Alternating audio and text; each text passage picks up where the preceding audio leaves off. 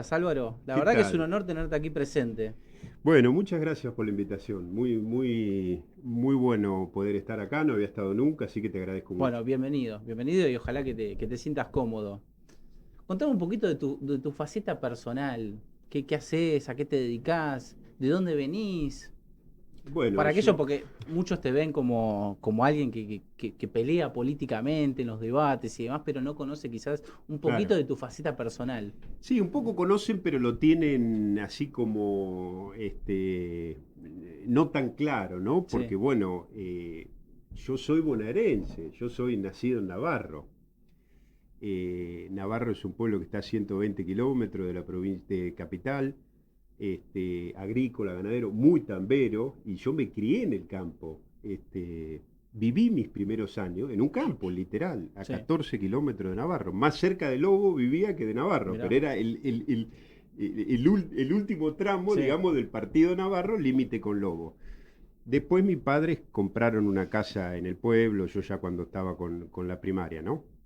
Pero bueno, siempre milité en el radicalismo, muy joven, fui presidente de la Juventud Radical en la ciudad y en la provincia. Estudié abogacía, me recibí en la UBA. Somos 5 hermanos y 4 abogados. mirá. Ninguno salió como mi viejo, que es veterinario. Tiene 85 años, vive, pero te quiero decir, nadie volvió a tener algo que tenga que ver con el campo, ¿Y ingeniero estudiaron, agrónomo. estudiaron derecho por la política o porque es algo que les No, no, gustó? no, qué sé yo, la Silvina, la más grande, fue la primera, después estudié yo, después Natalia, después Amparo, que es la más chica, pero yo un poco tal vez sí, el único, ¿no? De los 4, este, porque siendo muy joven tenía esa indefinición entre estudiar relaciones internacionales o abogacía, Sí. ¿no? Me incliné más por la abogacía, pero bueno, me recibí muy joven, pasé por la facultad como un flash, me recibí a los 22 años, Oh, rico. di materias libres, bueno, a mí me pasó, para explicarlo fácil, yo siempre lo digo y con eso ya la gente entiende, para mí la universidad fue más fácil que la secundaria, porque estudiaba únicamente lo que me gustaba, Sí, ¿no? A mí no me gusta mucho la ciencia dura, las ciencias naturales, las ciencias exactas, la bioquímica, la sí. física, la matemática. Entonces, bueno, estudiaba Derecho, me gusta la política, siempre desde chiquitito, entonces me resultaba tremendamente fácil, di prácticamente un año libre, cuando dar materias libres era mucho más difícil que ahora. No sé Sí. por qué motivo, pero realmente es así. Por la exigencia tal vez de los profesores, ¿no? Mucho más exigente, no digo que ahora no lo sea. Eh, bueno, me recibí, ejercí la profesión en Capital, en el estudio de mi hermana la más grande. Tenía mucho trabajo, era muy productivo en esa época, muy inquieto, ¿no? Medio autodidacta Sí. también. Trabajaba en un estudio con mi hermana, en otro estudio con otros 2 abogados que hacíamos otras cosas distintas, y era abogado del Banco Société General, hoy Superville. Éramos 30 y pico de abogados que atendíamos todas las cuestiones legales de todas las sucursales del banco, ¿viste? Un banco, el Barón de Superville, ¿viste? Sí. De francés. Bueno, imagínate, yo estaba solo, no estaba ni casado, no tenía hijo, era una máquina de producir, ¿viste? Con 3 trabajos. Bueno, un poco me pasé de eso, ¿viste? Un día me encuentro bajando un ascensor, tomaba la línea B para ir al banco, ¿no? Corrientes y Reconquista, y bueno, y sentí como una cosa que dije, yo no voy a vivir así toda mi vida. Me entró como una cosa, ¿viste? Como un rayo divino Sí. celestial que me atravesó, y bueno, dejé todos los 3 trabajos y me fui al sur a Calafate, lugar que ya conocía, a donde yo había ido durante 3 veranos, los 3 meses, diciembre, enero y febrero, Sí. mientras estudiaba Derecho, porque trabajaba en una agencia de viajes y además en un estudio jurídico haciendo mis primeras armas, pero en una agencia de viajes que iba solamente los veranos a ser receptivo a Calafate y Acá a la Santa Fate. Cruz. como fui 3 años seguidos, y vos fijate, mirá las vueltas de la vida, todo está relacionado. Yo llego cuando Kirchner empieza a pelear por la gobernación de la provincia de Santa Cruz. Vivo todo ese proceso. Como iba 3 años y Calafate en ese momento tenía 2.000 habitantes y me veían los 3 meses del Sí, verano siguiente y siguiente, imagínate, una persona en 2.000 se hace notar. Aparte yo estaba en un lugar por el cual pasaba toda la gente, ¿viste? Los turistas, los sí. transportistas, los guías, los hoteleros, los restaurantes, todo el mundo me conocía. Bueno, entonces pensaron que yo me había quedado a vivir ya en esa época y que viajaba para estudiar. Cuando volví, no fue como una sorpresa, vino Álvaro, ¿de dónde Sí. viene? No, como ya estaba esa historia, todos dijeron, bueno, sí, pero ella viene de los 90, ¿viste? 90, 91. Entonces me fui a un lugar conocido, pero sinceramente me fui con eso. No, no sabía cuánto tiempo me iba a quedar, pero estaba muy cansado de la vida que llevaba. Eso que Sí. yo te decía del ascensor, yo tuve una sensación, yo ahí tenía 25 años y hacía la vida como de un hombre de 60, de 70, lleno de obligaciones, pero de Sí. obligaciones muy pesadas Y para, además acostumbrado al ritmo del no, campo, pero muy quizás de un pesada para un pueblito. joven. A mí iba gente al estudio o al banco, me decía, quiero hablar con el doctor de la Madrid, y una cara que, viste, representaba 19, no 25. Pensaba, viste, y le decía, sí, soy yo, viste, cosas insólitas. Siempre fui, me considero hoy día un muy buen abogado, pero en ese momento, bueno, no te acompañaba esa cuestión, ¿no? Alguien que lleva una cosa súper importante, ¿no? Sí. Y se la encomienda a una persona tan joven, está ese prejuicio, ¿no?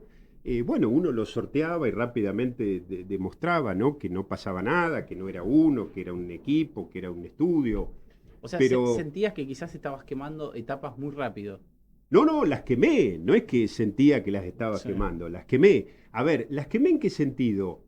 En el tema de las responsabilidades, yo nunca dejé de hacer nada. Siempre fui un joven, viste, inquieto, que Sí. salía a la noche, que iba a dar un parcial sin dormir. Y yo hice una vida normal, como cualquier joven, que esas cosas hay que hacerlas en ese momento, Claro. ¿no? Eh, pero ni bien me recibí, sin dejar, porque yo seguía con, imagínate, cuando yo te cuento esto de los 25, la mayoría de mis amigos estaban promediando sus carreras. Y yo ya tenía 3, 4 años de ejercicio profesional, 3 Sí. trabajos. Este, Me había comprado un departamento, un auto, un terreno en Navarro. Por eso te decía que era como una máquina de producir, ¿no? Y dije, bueno, pero esto no es una carrera contra nadie. Yo tengo que cultivar mi vida, que hacer otras cosas, que encontrar satisfacción en otra cosa. Yo nunca fui una persona, digamos que el objetivo de mi vida es hacer dinero o asociar el éxito al tener, para nada. Entonces, bueno, también pude tomar esa decisión, ¿no? Porque vos sabés que fue muy, muy importante lo que te voy a contar. A mí me marcó muchísimo. Cuando yo me fui al sur, todos mis amigos me decían, vos estás loco. Porque no solamente que dejé todos los trabajos, vendí todo. Yo me fui totalmente convencido. Bueno, no sabía cuánto me iba a quedar, pero no fui como a probar, Sí. ¿viste? Bueno, alquilo. No, no. Entonces me decía, vos tenés todo lo que cualquiera de nosotros queríamos, pero me lo decían bien, intentando dar un buen consejo, con miedo. Y bueno, yo nunca tuve miedo y me fue bien, ejercí la profesión en el sur, todo, pero me pasó como el secreto de tus ojos, ¿viste? ¿Qué me pasó? Por eso cuando vi la película fue, y te lo cito ahora porque fue como impactante para mí. Esa frase uno, viste, puede cambiar Sí. de mujer, de barrio, de casa, de religión, pero no puede cambiar de pasión. ¿Qué me pasó a mí? Al poco tiempo de estar allá, ¿qué empecé a hacer? Aparte de ejercer la profesión. Política. Política, Claro. política. Encima Y estabas en la cuna de todo lo la bien que me corrupción. estaba yendo, me empezó a, nunca me fue mal, pero no, me dejó de ir todo lo bien potencialmente que podría haber sido porque me dediqué a la política. Y empecé a gastar dinero y ahorros y, viste, bueno, eh, y produje las primeras denuncias cuando nadie sabía que existían los Kirchner, porque te estoy hablando antes que lleguen al poder nacional. y después cuando llegaron al Poder Nacional me tomé la responsabilidad como de contarle al país lo que venían. Y nos decían, hoy la gente se olvida de ese momento, Claro. me decían que estaba loco, que era un conspiranoico, que era destituyente, una cosa que hoy dice este propio gobierno, que decía esas cosas porque estaba cansado de perder elecciones en el sur. Yo me acuerdo que decía, se viene un tiempo de autoritarismo, violencia política y corrupción, pero era la época que todos lo veían Brad Pitt a Kirchner, rubio, de ojos celestes, ¿viste? Se comieron el cuento de la transversalidad, de... la campaña de Kirchner fue un país en serio. La gente se olvida. Un país en serio fue el lema de campaña. Y trajeron un país de locura, de desatino. Bueno, este, pero nunca, nunca, yo soy una persona como muy fuerte mentalmente Sí, porque eh, a mí siempre me ha caracterizado, lo que a mí me preocupa es no traicionarme yo, ¿sí? No traicionarme yo, no renunciar a mis ideas, a mis convicciones, sinceramente, y eso te lleva, no algunas veces, en este país te lleva muchas veces a estar en contra de la ola, de la moda, de lo que todos ven como que está genial y nadie levanta la mano y es capaz de decir, señores, el rey no está vestido, che, está desnudo. claro. ¿Y sentís o ves que eso te llevó a cerrar muchas puertas? Sí, claro, claro, claro, porque digamos, yo en Santa Cruz la pasé mal de verdad y no tenía resortes. Yo soy radical, siempre lo explico y siempre me moví así, sin negar mi Sí, radicalismo, la influencia que han tenido dirigentes históricos del radicalismo en mi vida, a quienes pude conocer a través de mi padre cuando tenía 10, 9 años, que iban esos dirigentes a Navarro. Iba Balbín, yo lo escuchaba hablar, iba Ilia, que murió entrado los 80, Alfonsín, cuando Alfonsín era antes de ser candidato a presidente, yo me formé con esa dirigencia política y siempre la tuve como un ejemplo, ¿no? Pero siempre me moví como una persona muy, muy libre, fuera de las estructuras partidarias, no respondiendo a personas, sino por ahí estando ubicado en lo que yo creía que era conveniente, independientemente de la persona, este, no siendo empleado, digamos, ¿no? claro. Eh, que es algo que le ocurre incluso al presidente, que se hacía el outsider. Yo veía, viste, cuando empezó la política, íbamos a algunos canales juntos, nunca tuve ningún diálogo con él, pero viste, se mostraba como un tipo auténtico, no relacionado con nadie y era empleado, ¿viste? Milei es el primer ñoqui privado en llegar a la presidencia de la nación. Pues nosotros estamos acostumbrados a los ñoqui públicos. Claro. Él fue un ñoqui privado. Él tenía una persona que era Urnequian, que le daba plata para que haga política y no tuviera que trabajar, y que pudiera incluso sortear su sueldo y decía que a él no le interesaba la plata y demás, ¿sí? Porque era un ñoqui privado, ¿sí? Que vivía de sus libros. Entonces yo tengo 4 libros escritos, yo sé que con eso no te alcanza ni para vivir, ni para nada, que daba conferencias que eran inexistentes, que nadie las conocía. No podés vivir de eso, todo mentira. Vivía porque recibía una buena cantidad de dólares, una creación de sectores afines al kirchnerismo para tener esa tercera opción, es decir, el peronismo ha sido siempre muy hábil en eso. Cuando ve que no puede ganar, elige con quién va a Sí, perder. Y no solo que elige con quién va a perder, crea esa alternativa, ¿sí? La crea, incluso como una tercera vía. Bordón, Chacho Álvarez, Kirchner, Milei, sí. ¿entendés? Son todas expresiones del ecosistema del peronismo.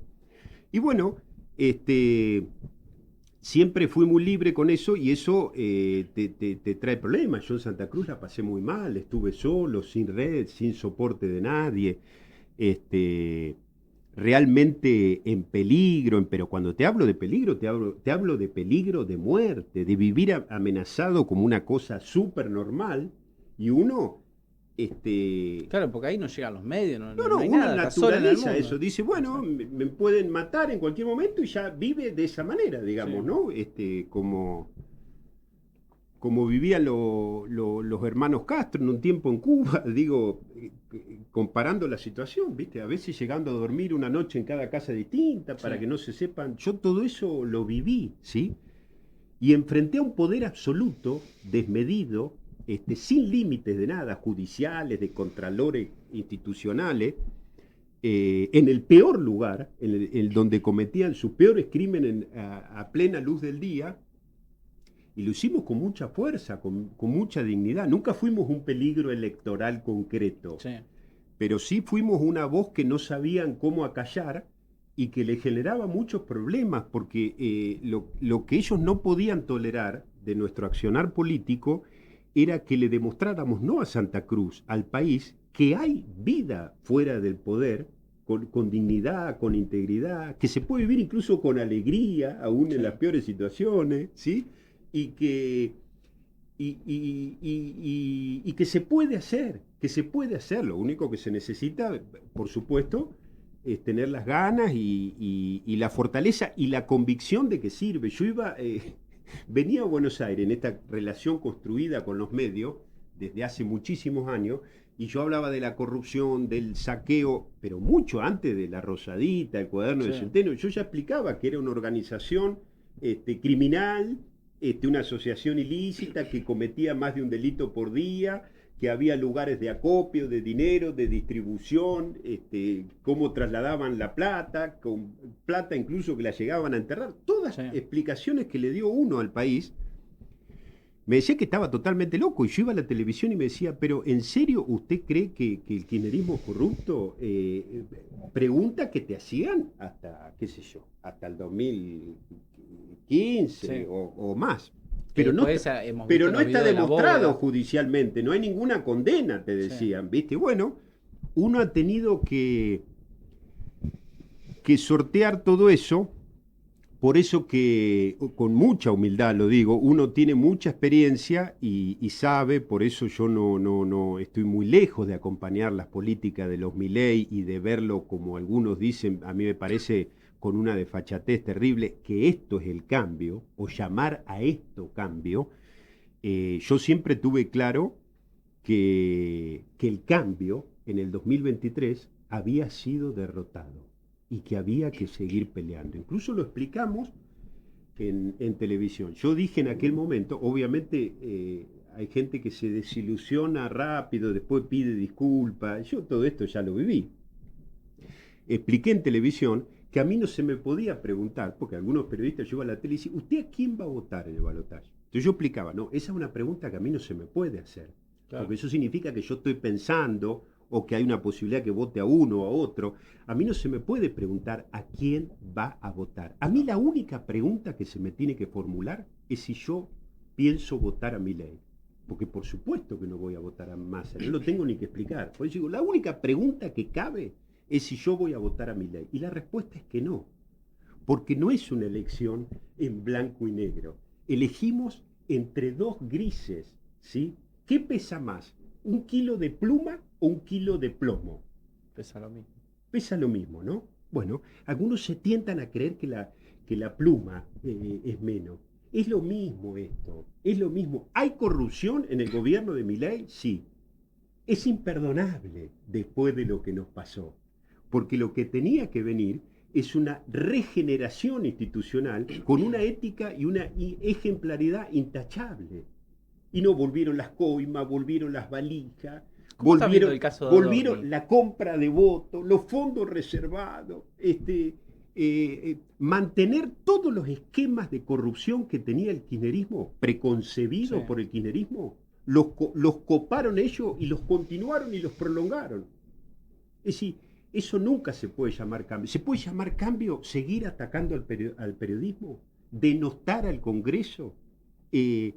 ¿Atacar a los demás? ¿Gobernar imponiendo en vez de deliberando? Claro. ¿Sí? ¿Es cambio humillar? Que además eso no tiene nada de liberal. Digamos. Bueno, pero digo, ¿es cambio que un dirigente político, en vez de dialogar, humille?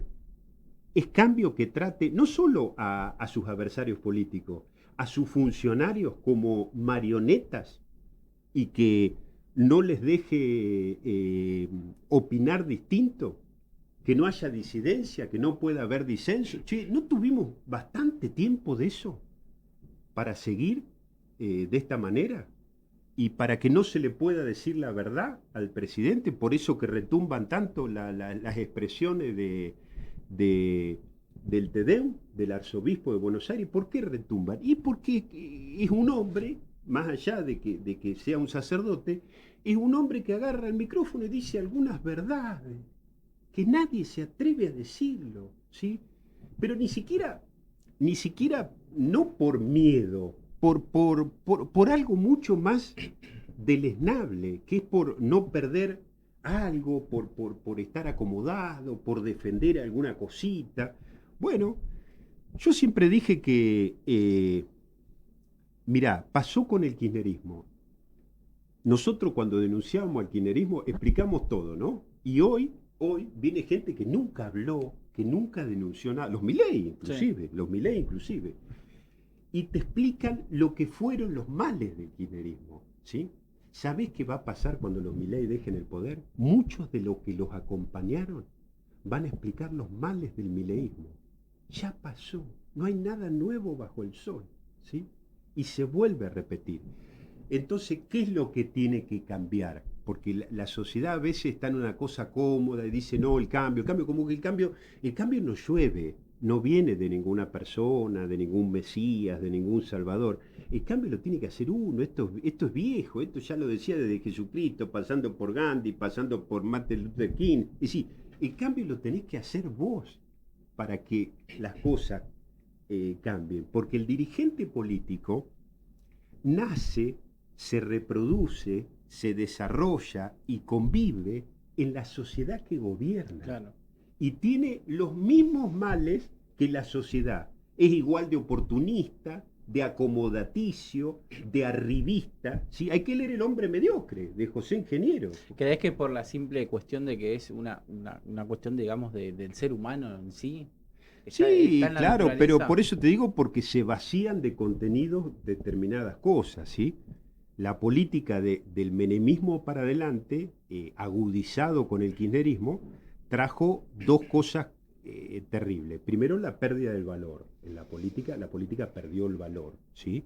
Y la segunda, la mentira como una forma de construir poder, ¿viste? En el kirchnerismo y en Milei hoy, que te niega las cosas más obvias, ¿no? Si yo estoy con este vaso de agua y tomo agua, tomé agua, ¿sí? Pero el kirchnerismo antes, como Milei, te dice, no, yo no tomé, vos viste que yo me mojé los labios con agua, pero no la tragué, no tomé, te dice. Sí. Entonces, es muy difícil hablar con alguien que es capaz de decirte una cosa de esa característica, ¿no? Yo creo que ya, mirá, yo te voy a decir algo, todo esto de la corrupción de Andís, del 3% de Karina, que ya viene de antes, porque la gente se olvida, ya viene con la corrupción de la pesca, que le habían pedido coimas a grupos norteamericanos, con la corrupción en Río Turbio, la central de Río Turbio, que le habían pedido coimas a una empresa israelita. Te estoy hablando de cuando empezó el gobierno. Nada ha cambiado en la Argentina. Tenemos que seguir luchando porque esto que estamos viviendo, para darte un resumen, un título, esto es un nuevo proyecto de poder. Acá no hay ningún proyecto de país, ¿sí? Hay un proyecto de poder que como lo fue el kirchnerismo. Como lo fue el kirchnerismo, que durará lo que decida la sociedad, pero uno tiene una convicción. Cuando eso termine, el resultado y la consecuencia, no solo que habrá sido mala para la gente, como ya ocurrió con Menem y con Kirchner, va a ser malo también para la democracia, ¿sí? Quien habrá perdido una vez más es la democracia argentina, después de este experimento. Y la verdad que hay una cosa que yo veo, viste, el refritado, con los Kirchner pasaba lo mismo, quienes defienden al poder, quienes tienen esa enfermedad que se llama oficialitis, que siempre están desesperados por ir al oficialismo, te dicen una cosa que es muy perversa. Vos tenés que apoyar al gobierno. Si al gobierno le va mal al país. Claro. Te dicen, no señores, no es así. No es así. La explicación es esto que te decía, Menem y O le haces Kirchner. el juego a los Vos podés, kirchneristas. no, pero vos podés tener Menem y Kirchner. A Menem y a Kirchner les fue bárbaro. Sí. A ellos, a ese proyecto. Les fue bárbaro. Uno tuvo 10 años, el otro 20 con los interregnos y demás. Ahora, para el país fue ruinoso. Es mentira que si le va bien a un gobierno, necesariamente eso implica que le vaya bien el país. Porque tenés que levantar la mano y decir, ¿pero a qué gobierno? Se supone que a un buen gobierno, que tiene a la gente como protagonista, que gobierna para la gente, para mejorarle su condición de vida, para traer cambios que vengan para quedarse y que sean súper positivos, pero Claro. nada de eso ocurre. Vos lo que ves hoy es una cosa atada con alambre, llena de mentira, mentira con la inflación, mentira con el falso. ¿El índice de inflación es una mentira? Pero claro, por eso que viste, ya no lo pueden ocultar, no saben qué hacer. La inflación ha bajado, iba a bajar necesariamente, porque era una locura lo que estaba haciendo el kirchnerismo con esos 4 años desastrosos, el peor gobierno de la democracia. El de Alberto, porque además de la corrupción le sumó la ineptitud, Sí. ¿sí? Y el cinismo, además, una combinación, un cóctel insólito, ¿sí? Que encima después, o sea, en la segunda parte de la gestión del último gobierno kirchnerista, el presidente quedó totalmente relegado por lo que pasó en Olivos durante la cuarentena y ejercía el No poder gobernó. total Sergio Massa. No gobernó nunca, pero desde ese momento que vos señalás ya fue inocultable. Sí. Por lo menos antes trataban de disimularlo y demás. Pero bueno, así estamos, y sobre una situación muy particular, por supuesto, bajó la inflación. Ahora, la pregunta que hay que hacerse es otra. ¿Bajó lo que dicen que bajó? La inflación realmente es el 2,5, 6, o el mes pasado el 3 y pico, y la inflación es más. Yo no te digo que sea lo mismo Claro. que lo del kirchnerismo, eso se da cuenta cualquiera, que ha bajado mucho incluso, pero sigue sin ser lo que te dicen, ¿sí? Lo mismo que no tenemos déficit fiscal. Mentira. Hay un déficit fiscal en este momento en Argentina que es entre 1,8 y 2 puntos de déficit fiscal, pero que lo esconden porque no contabilizan la deuda, ¿sí? Ahora ya no se habla de deuda, se habla de bono. Metimos. Bueno, hoy el Fondo Monetario aprobó un desembolso por Claro, 1.000 millones. la deuda ha crecido, ¿sí? Y además, vos tenés que contabilizar que el déficit, contado en cuanto a qué estás sacrificando vos para que te dé poco, porque hay déficit, Sí. es terrible, porque no han tapado un bache en todo el país en 4 años, han desfinanciado las universidades, la salud, los jubilados como variable de ajuste, los discapacitados, le han retaseado fondos a la provincia que se lo quedan ellos, no le pagan a proveedores, a las eléctricas. Bueno, es como que vos decís, viste, Sí. en una casa, ya no tengo más déficit y dejate de pagar la luz, viste, no pagar la expensa, el colegio de los chicos, y decís, mirá, la plata va alcanzando, estamos mejor, ¿eh? Claro, o sea, ajustaste todo, pero si vos tenés que aumentar una pequeña partida, quizás los jubilados dicen se me cae el Claro. superávit. Bueno, yo lo he dicho muchas veces cuando Caputo decía, no le podemos aumentar a los jubilados porque se cae todo a pedazos, vuela todo por los aires. Che, qué frágil que estás entonces, qué mal que está todo, qué confesión tan brutal, porque ya no podés hacer ni siquiera eso, que todo termina en un descalabro, ¿sí?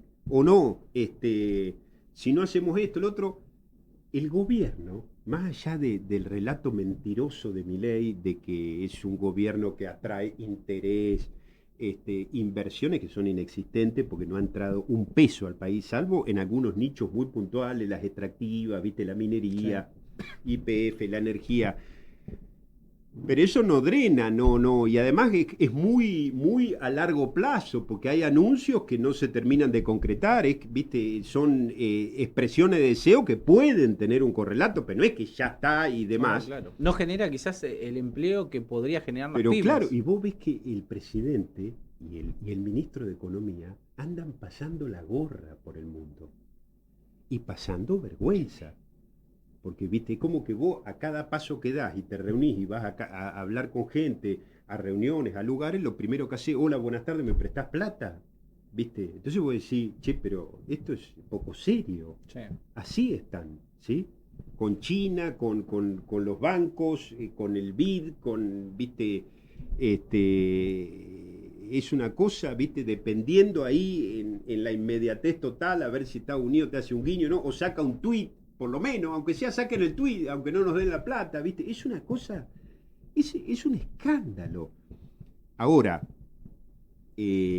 parece que nadie tiene ganas de señalarlo. Un peronismo muy cómodo, al cual Milei le ha comprado su silencio, a cambio de negociaciones que mantuvo desde el primer día para apaciguar causas de impunidad, para que no avancen, para que vayan al olvido, para intentar hasta último minuto que la Corte no deseche el planteo de Cristina y termine confirmando una condena, Sí.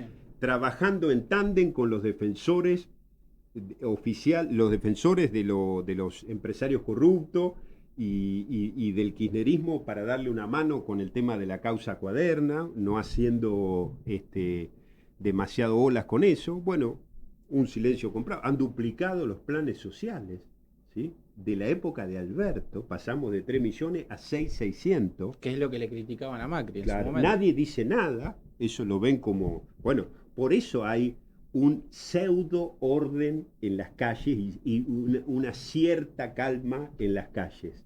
Eso tiene un costo también y es producto de un acuerdo, incluso con la CGT, que no dice nada, que lo trata Milei con una benevolencia superior que a la de los propios gobiernos peronistas duro y puro. Sí. ¿Sí?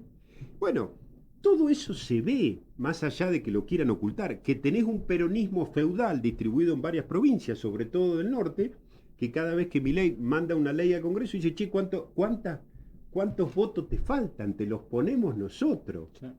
Entonces, ni el peronismo, es mentira que no, si vos sos oposición le haces el juego al peronismo. ¿A qué peronismo? Si el peronismo es oficialista, ¿sí? Si hasta Cristina está callada y está más preocupada porque no le vaya bien a Kicillof que por si le va bien a Milei. ¿Crees que Kicillof la puede indultar? ¿O ella ya sabe que si asume como presidente no pasa? Mirá, se lo van a demandar, pero la pregunta es otra. También existe posibilidad de que lo hiciera Milei, sobre todo porque hay gente en el entramado y en el ecosistema del gobierno que se lo plantea, y es una cosa que no se tendría que ni charlar. Obviamente nadie te lo va a confirmar, Claro. ni nada, pero yo me atrevo a decírtelo. este, y que se ha evaluado, es decir, que ha estado en el laboratorio de ¿Pero las con qué objetivo posibilidades. sería? ¿Con el objetivo de polarizar? No, con el objetivo de mostrarse por arriba y terminar con una etapa y una evaluación de que eso en realidad a Cristina en lo personal la termina, ¿sí? Como diciendo, bueno, tuviste que salir porque te indultaron o te sacaron una ley de amnistía. Pero es la tabula rasa. Milei cuando asumió, en vez de explicar los grandes trazos de cómo había recibido el país y las grandes ideas de futuro, lo primero que dijo fue tabula rasa en el Congreso. Hay toda una demostración de esto que yo he denominado el fair play con los corruptos. Sí. Es decir, bueno, esta etapa nosotros no la vamos a investigar, pero también por una cosa de conveniencia, porque mañana puede ganar el peronismo y Milei tiene claro Que van por él. que el presente de Cristina es su futuro. Es su futuro. El presente de Cristina es el futuro probable de Milei y de Karina. Entonces, bueno, como una forma de un toma y daca, ¿no? No solamente para beneficiar a Cristina. ¿Cómo me explicás vos que el peronismo no haga ola con Adorni, que no la haya interpelado a Karina por Libra,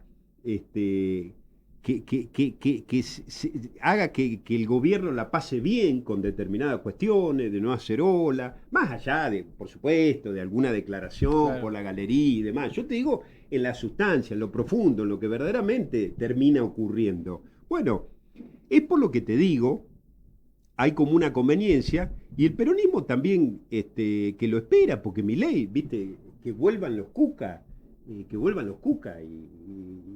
el gobierno está plagado de kirchneristas. Eso Ya la te iba a gente no preguntar. se asusta con eso. Que vuelvan Claro. los cucas, te dice, abrazado a Scioli, a los Menem, A eso iba, digo, ¿qué sentís siendo una persona que combatió mucho la corrupción kirchnerista cuando ves en el plantel del gobierno muchos que fueron parte de esa corrupción, como Scioli, por ejemplo, que No, no hizo bueno, las obras, claro. murió gente en La Plata, digo, Bueno, con Scioli se invirtió la situación. Milei era empleado de Scioli y ahora Scioli es empleado de Milei. Milei era empleado de Francos en la Fundación Acordar, cuando trabajaban bajo el ala del gobierno de Scioli, y hoy Milei es el jefe de y Franco. Scioli, no, y Guillermo Franco era del Banco Provincia, si no Claro, me claro, equivoco, pero con digo, Scioli, pero ¿verdad? también era el jefe también Tejido. era el jefe de Milei, porque en el escalafón era Scioli, Franco, Milei, Sí. ¿sí? Ahora es al revés, digamos, bueno, entre bueyes no hay cornada. Lo que la gente le duele, viste, se enoja con el mensajero. Milei proviene de ese ecosistema, del ecosistema del kirchnerismo. Y la verdad que la casta no cayó, la casta eligió con quién perder, Milei lo financió, segundo, y pactó con ese poder que encumbró.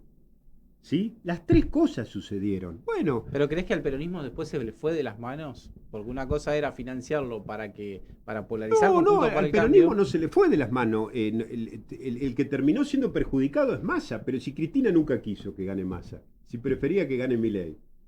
¿Sí? Por eso lo ayudaron a ganar. Yo lo cuento en mi libro, Quédate tranquila, lo tenemos al hijo, el pacto de impunidad, que yo no digo el pacto de impunidad es el hijo es la postal Claro. más decadente de la existencia de un pacto de impunidad, que tiene que ver con no denunciar, con no querellar, con ayudar a que todas las causas se cierren y demás, con Cunio Libarona, ministro de Economía, de La justicia. Justicia, el primer ministro nombrado. ¿Quién? ¿Cunio Libarona? ¿Quién? Quien compró la teoría del Laufar, que decía que Nisman se suicidó, que los empresarios coimeros de los cuadernos no eran coimas, que eran aportes de campaña. Ese tipo eligieron como ministro de Justicia. ¿Y por qué? Porque había que dar garantías en cuanto a determinadas cuestiones. Bueno, la gente se enoja, pero Milei se lleva muy bien con ese ecosistema.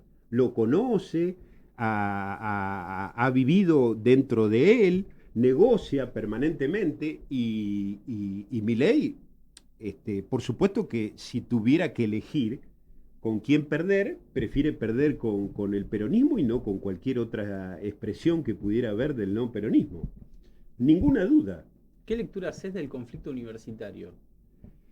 Mirá, es una crueldad total del gobierno, porque el gobierno achaca algunas cuestiones que pueden ser ciertas o no, pero no hay que entrar en la trampa, en el engaño, para aplicar, digamos, su convicción de que no hay que gastar un mango en la educación, que hay que privatizarla, que a mí no me representan muchos sectores que estuvieron en la marcha, pero tampoco estoy de acuerdo con la postura del gobierno, con lo que son sus políticas educativas, lo que ha hecho con la educación, que ha dicho en la campaña que iba a haber vouchers para los que menos tienen, y vos viste algún voucher, No, viste a no. alguien que le hayan ayudado con algo, que le hayan apoyado y demás. Entonces, uno que dice por principio, para ir al fondo, a la sustancia de las cosas. La verdad que si lo que nos pasó, nosotros tenemos que poner en la mesa para revertirlo, sacrificar la educación pública y gratuita, me parece que le estamos equivocando, porque ese no es con sus más y sus menos, y con las cosas que hay que cambiar en la universidad. Sí. Pero ese no es un problema de la Argentina, al contrario, ese es un orgullo del país. Ese no es el problema, no tiene nada que ver.